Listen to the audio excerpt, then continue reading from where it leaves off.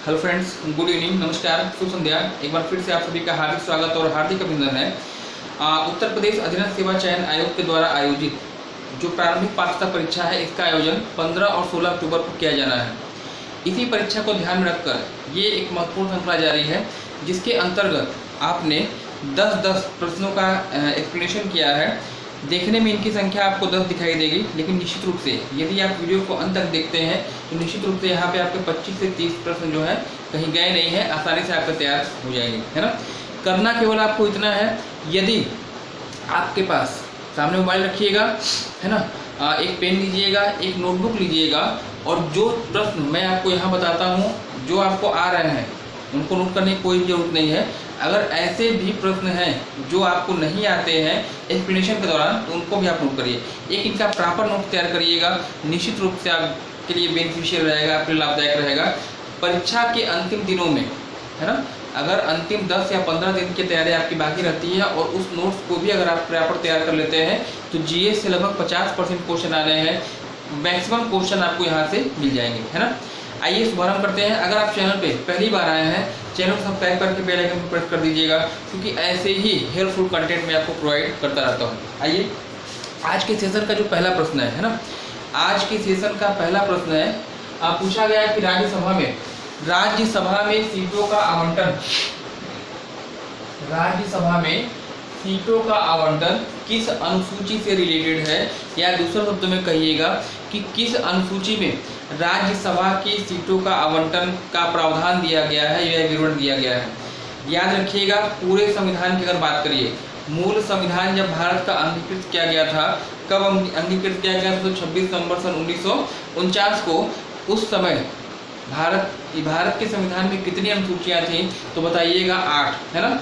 8 अनुसूचियाँ आपकी थीं, जिसमें से बाद में 4 और जोड़ी गई हैं, और वर्तमान समय में अगर पूछा जाए कितनी अनुसूचियाँ आपके यहाँ हैं, तो 12 है। किस अनुसूची में राज्यसभा सीटों का आवंटन है, तो अनुसूची 4 याद रखिएगा, है ना। चौथी अनुसूची में जो है राज्यसभा में सीटों का आवंटन का विवरण दिया गया है। तो ये क्वेश्चन जो कि एक तो रहा प्रश्न का उत्तर, है ना। अब आते हैं किस अनुसूची में क्या दिया गया, उसके बाद सबसे क्या देख लेते हैं। सबसे पहले अनुसूची की बात करिएगा, तो पहले अनुसूची में आपका राज्यसभा और संघ राज्य क्षेत्रों का विवरण है। दूसरे में राष्ट्रपति हो गए, उपराष्ट्रपति हो गए तथा अन्य जो महत्वपूर्ण पदाधिकारी हैं उनके वेतन भत्तों का विवरण है। तीसरे अनुसूची की बात करिएगा, तो इन पदाधिकारियों के शपथ पत्रों का उल्लेख है या शपथ प्रारूपों का उल्लेख है। चौथी अनुसूची जो कि प्रश्न में आपसे पूछा गया था कि राज्यसभा में सीटों का आवंटन आपका दिया गया चौथी अनुसूची में। पांचवी अनुसूची की बात करिएगा, तो SC/ST उपबंध यानी अनुसूचित जाति और अनुसूचित जनजाति उपबंधों का उल्लेख है आपकी पांचवी अनुसूची में। छठवीं अनुसूची आपकी 4 राज्यों से संबंधित है, असम, मेघालय, त्रिपुरा और मिजोरम। एक बार फिर सुनिएगा, असम, मेघालय, त्रिपुरा और मिजोरम, ATM स्क्वायर याद रखिएगा। इन 4 राज्यों के जनजाति उपबंध आपके जो है छठवीं अनुसूची में आपके दिए गए। बहुत इंपॉर्टेंट अनुसूची है, कई बार पूछी जाती है। 7वीं अनुसूची केंद्र राज्य संबंधों से संबंधित है। 8वीं अनुसूची आपकी भाषाओं से रिलेटेड है। 9वीं अनुसूची की बात करिएगा तो भूमि सुधार अधिनियमों के विधिमान्यीकरण से रिलेटेड है। और साथ ही साथ 10वीं अनुसूची की अगर आप बात कर लीजिए, दल बदल प्रावधानों से रिलेटेड है। 11वीं अनुसूची आपकी पंचायती राज और 12वीं की अगर बात कर लीजिएगा नगर महापालिकाओं से संबंधित यह अनुसूची आपकी है। तो ये 12 अनुसूची है ना, 12 अनुसूची आपका है। क्या किसमें क्या कहा गया वो आपको मैंने बता दिया। अगला प्रश्न जो आपसे पूछा गया यहाँ पे, कौन सी नदी कर्क रेखा को जो है वह 2 बार काटते हुए प्रवाहित होती है। मोस्ट इंपॉर्टेंट क्वेश्चन याद रखिएगा। 4 नदियों का ऑप्शन आपको दिया जाता है और कहेगा कौन सी नदी जो है वह कर्क रेखा को 2 बार काटते हुए प्रवाहित होती है। भारत में प्रवाहित होती है, जहाँ और ज्यादा इंपॉर्टेंट हो जाती है माही, है ना। विंध्य पर्वतमाला से निकलती है, पश्चिम की ओर प्रवाहित होती है, मध्य प्रदेश, राजस्थान और गुजरात राज्य से प्रवाहित होकर अंत में अपना जल कहाँ गिराती है, तो आपकी खंभात की खाड़ी में गिरा देती है। तो एक ऐसी नदी जो कर्क रेखा को 2 बार काटती है, माही आपका उत्तर होगा, है ना। 2 नदियाँ आपको और याद रखनी होंगी, एक तो याद रखिएगा कांगो और एक याद रखिएगा लिम्पोपो। कांगो नदी विषुवत रेखा को 2 बार काटती है, अफ्रीका महाद्वीप में प्रवाहित होती है, और इसी महाद्वीप में एक अन्य नदी आपकी है लिम्पोपो, जो कि मकर रेखा को 2 बार काटते हुए प्रवाहित होती है ना। अगला प्रश्न जो आपसे पूछा गया है, भारत में सुप्रीम कोर्ट की स्थापना किस वर्ष हुई थी, आपसे पूछा गया है। कलकत्ता में की गई थी 1774 में, है ना। भारत में 1774 ईस्वी में कलकत्ता में सुप्रीम कोर्ट की स्थापना की जाती है। किसके बिहाफ पर की जाती है, किसके बेस पर की जाती है बताइएगा? 1773 का रेगुलेटिंग एक्ट है ना, पूछा आता है। 1773 ईस्वी में आपका रेगुलेटिंग एक्ट आया था, नियामक अधिकरण कर लीजिएगा, प्राधिकरण आपका आया था। और साथ ही साथ इसी के बिहाफ पर 1774 में जो है आपकी स्थापना की जाती है भारत के सुप्रीम कोर्ट की कलकत्ता में। सर एलिजा इम्पे, नाम याद रखिएगा, सर एलिजा इम्पे जो है इसके मुख्य न्यायाधीश थे। और इसके अलावा चैम्बर्स, लिमेस्टर और हाइड, ये 3 अन्य व्यक्तियों का नाम रखिएगा जो कि इसके मुख्य न्यायाधीश के अतिरिक्त मतलब अन्य न्यायाधीश थे, है ना। तो सुप्रीम कोर्ट की स्थापना 1774, आपका उत्तर यहाँ पे सही होगा। Rourkela steel plant, Rourkela steel plant की स्थापना किस देश के सहयोग से की गई? यहाँ देश की बात की गई है ना। राउरकेला कहाँ पड़ता है? उड़ीसा राज्य में। राउरकेला स्टील प्लांट आपका भारत के उड़ीसा राज्य में है। और किस देश के सहयोग से है? उत्तर आप बताइएगा, जर्मनी, है ना। जर्मनी जो है आपका उत्तर यहाँ पे सही होगा। जर्मनी के सहयोग से ये आपका स्टील प्लांट की स्थापना की गई थी। बोकारो स्टील प्लांट याद रखिएगा, दुर्गापुर स्टील प्लांट याद रखिएगा। बोकारो इस्पात संयंत्र या स्टील प्लांट जो आपका है वह आपका पड़ता है कहाँ पर? झारखंड राज्य में है। और बोकारो की स्थापना किसके सहयोग से हुई थी? सोवियत संघ, है ना। दुर्गापुर स्टील प्लांट पड़ता है वेस्ट बंगाल में, किस देश के सहयोग से है? ग्रेट ब्रिटेन के। एक आपका है भिलाई, भिलाई स्टील प्लांट आपका छत्तीसगढ़ में पड़ता है। और ये आपका कहाँ है, किसके सहयोग से? तो ये भी आपका सोवियत संघ, यानी भिलाई और बोकारो ये दोनों ही आपके सोवियत संघ के सहयोग से स्थापित हुए हैं, है ना। तो इसको आपको ध्यान देना होगा।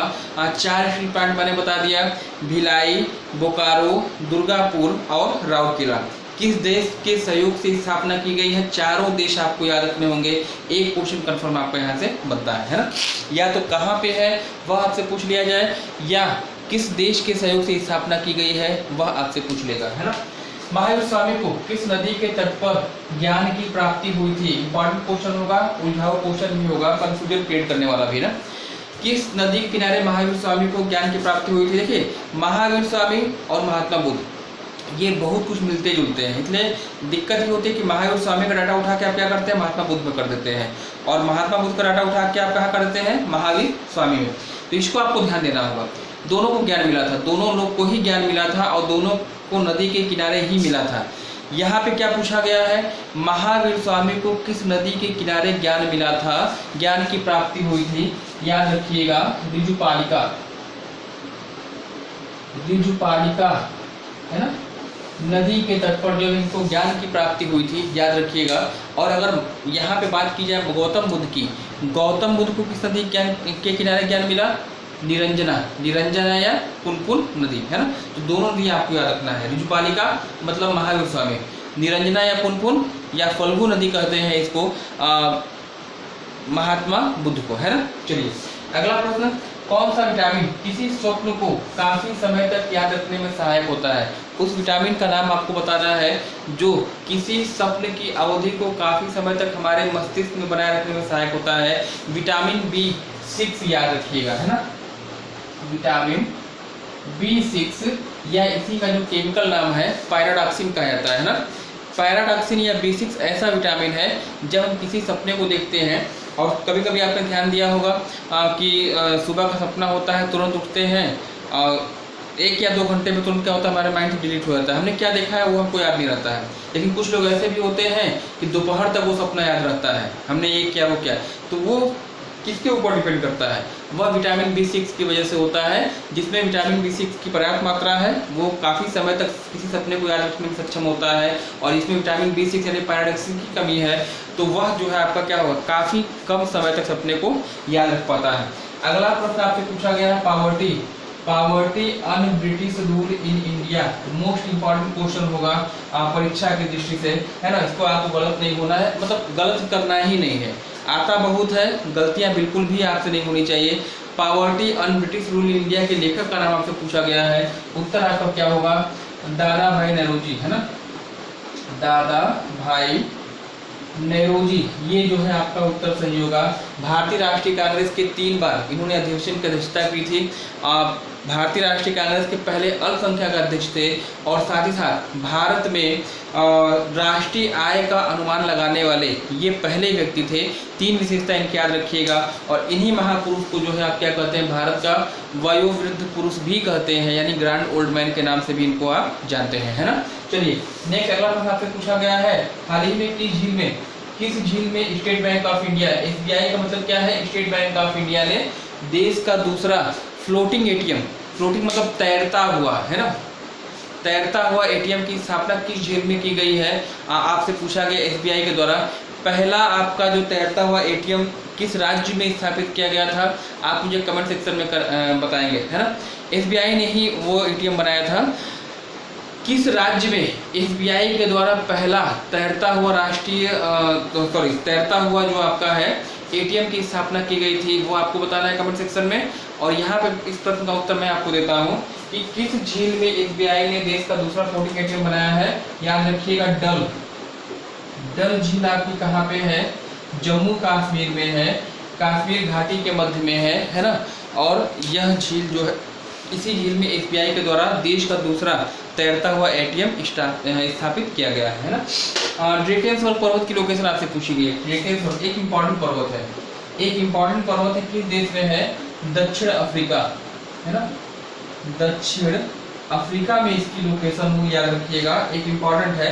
देखिए ड्रेकेंसवर्थ पर्वत आपसे कई बार पूछा गया है, दक्षिणी आल्प्स पर्वत आपसे कई बार पूछा गया है, ब्लैक फॉरेस्ट पर्वत आपसे कई बार पूछा गया है, साल्ट रेंज आपसे कई बार पूछा गया है, सियरा नेवादा की लोकेशन आपसे कई बार पूछी गई है। जितने भी पर्वतों के नाम मैंने अभी लिए हैं, चाहे दक्षिणी आल्प्स हो, चाहे सियरा नेवादा हो, चाहे आपका ब्लैक फॉरेस्ट हो, इन सभी की लोकेशन आप मुझे कमेंट सेक्शन में कमेंट करके बताइएगा। फिलहाल ड्रेकेंसवर्थ की लोकेशन कहाँ पे है, दक्षिण अफ्रीका में, है ना। सबसे अंतिम क्वेश्चन, रोपड़, सिंधुकालीन सभ्यता का स्थल रोपड़ है और यह किस राज्य में स्थित है, आपसे पूछा गया है। हड़प्पा कालीन सभ्यता का राज्य बताइएगा, पंजाब, है ना, पंजाब में है। नदी पूछा जाए, सतलज जो है आपको यहाँ पे क्या हो जाएगा, वह सही हो जाएगा। तो ये छोटा सा एक वीडियो रहा, उम्मीद है कि आप सभी को पसंद आया होगा और आपके लिए हेल्पफुल भी रहेगा। प्रॉपर इसका नोट तैयार करिएगा। चैनल पे अगर पहली बार आया है, चैनल सब्सक्राइब करके बेल आइकन को प्रेस कर दीजिएगा, क्योंकि ऐसे ही हेल्पफुल कंटेंट में